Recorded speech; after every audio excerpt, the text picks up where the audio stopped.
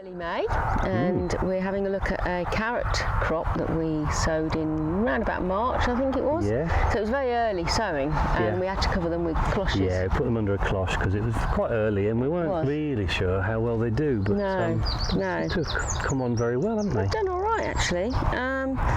We did a little bit of a thinning, but I think now looking at them, they're quite thick in places. You can see quite a bunched up. Yeah. And if we leave them like this, they just won't produce very good roots. So we've actually got to thin them. Okay, should we go for it? Oh, let's have a go.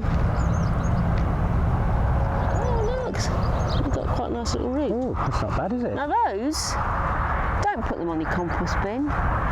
Just give them a wash into the tap and use them in the salad.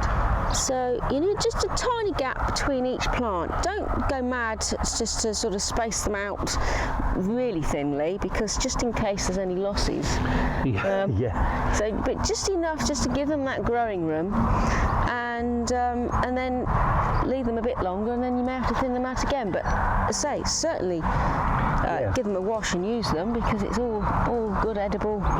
What we can see here, you know that it was a bit patchy, particularly this end. The ones that you sowed a bit later, I can see they're coming up now. They're a lot smaller than the rest. So, that's right. It's always good to do that, isn't it? We've got some here. So the gaps we have, they are filling up the gaps. Yeah. So we're thinning them. It's because they're still very small, the roots. I suppose you could cover them with some fleece, some crop protection mesh. Yeah. That could stop the carrot fly if there any around. So it's not too late to do that. It's probably better to do that than not. I mean, there's rarely a time I've not had carrot fly. I haven't protected them. But they're coming on nicely. What do you reckon? July sometime? Keep them thinning.